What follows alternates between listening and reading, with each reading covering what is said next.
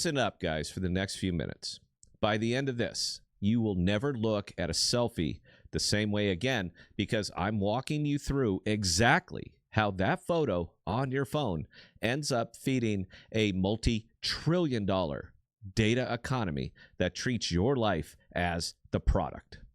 Now, after 25 years building the very data centers that power this entire industry, the ones housing servers for the biggest names out there, I can tell you with absolute certainty, we have a serious problem. Now, I help construct those facilities. I know the scale. I know the power draw. I know how much data gets poured into them every single second. And I know firsthand that the major cloud providers, the one everyone trusts with their most personal moments, are designed from the ground up to extract value from your data, not just to store it. Extract, monetize, profile. Now, when you snap a selfie on your phone, you think it's just the quick memory for you, right? Cute smile, maybe a filter, maybe with your kids at your favorite spot. But the second that shutter clicks, something else starts happening behind the scenes, and most people have no idea how deep it goes. I'm not here to spin conspiracy theories. I'm here to lay out the cold, hard process that I've watched from the inside for decades. The infrastructure I helped build makes this possible at massive scale. And it makes me angry because we were sold the dream of convenience and security, while the reality became one of the largest surveillance systems in human history. Guys, your photos aren't just stored. They become signals. They become insights. They become revenue. And once that data leaves your control, you don't get it back ever. You don't even know who ultimately sees the inferences drawn from it. This isn't about one bad actor. This is the business model. Big tech has built empires on it. And the data centers that I worked on, they're the warehouses where your life gets packaged and moved around. We've all heard the vague warnings. They harvest your data. Now tonight, we're getting specific. No fluff, no corporate PR speak, just the step-by-step truth of how a simple selfie on your iPhone or any phone travels from your camera roll into the hands of advertisers, data brokers, and whoever else is willing to pay for it. Because after 25 years in those rooms, flipping switches and scaling racks that house petabytes, exabytes of your personal moments, I cannot stay quiet about what I saw happening. This is the surveillance age, and your photos are currency in it. Now, let's walk through the actual process, step by step. The one that happens millions of times, hundreds of millions of times every day. It starts the moment you open your camera app and take that selfie. The image itself is just pixels, but it's wrapped in incredibly rich metadata.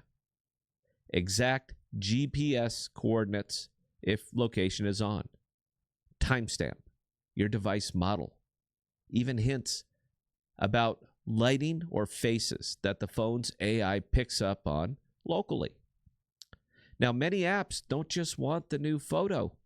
They ask for access to your entire library. And far too many of us grant it without thinking. Now, next comes the upload. If you have iCloud Photos, Google Photos, or similar automatic backup turned on, which is the default for convenience, that selfie gets pushed up to the cloud instantly. The providers say that they encrypt it in transit and at rest. Sure, but who holds the keys? Apple talks a lot about on-device processing for things like facial groupings or memories. They say they don't sell your raw photos outright. But how do you know? But here's what actually happens.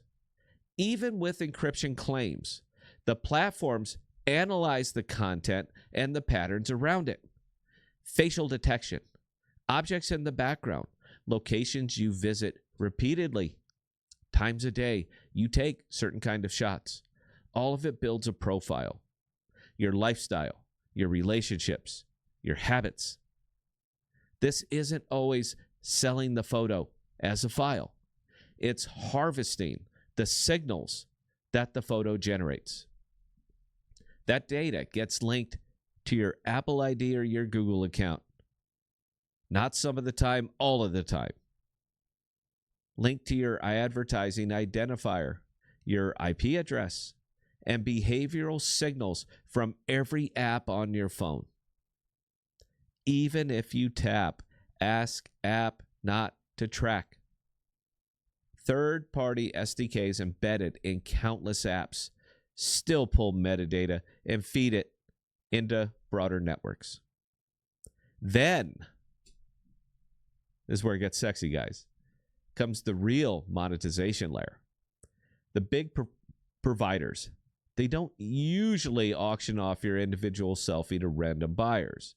Instead, they, or the apps that you said gave permission to, access your library. They feed inferences into the advertising ecosystem. Real-time bidding auctions where advertisers buy the right to show you targeted ads based on segments such as parent in urban area who travels and likes certain brands. Those signals flow to data brokers, companies that aggregate information from thousands of sources. App usage, location pings, social shares, purchase history. Your selfie contributes pieces to massive dossiers that get bought and sold for marketing, insurance scoring, political targeting, or worse.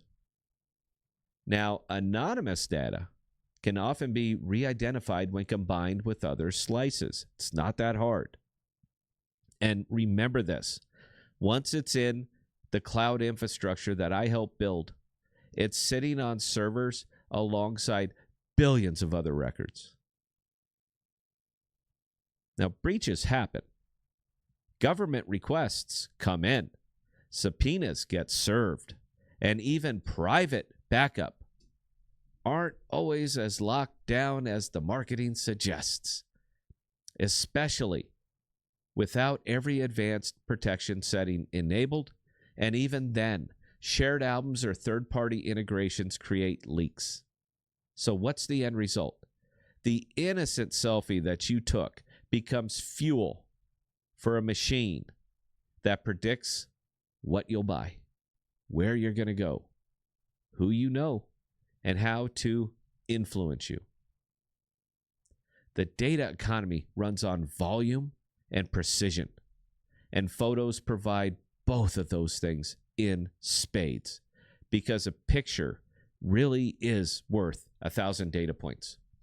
This isn't theoretical. This isn't conspiracy theory. We've seen how photo metadata leaks location, how apps scan libraries for targeting, and how the entire ad tech stack turns personal moments into profit centers. The infrastructure is purpose-built for it. I know. I spent a quarter century helping scale the houses where the data lives. So the next time that you snap a quick selfie, ask yourself, who really owns this moment now? And what story is it quietly telling about you to people that you're never going to meet? That's the surveillance age in action.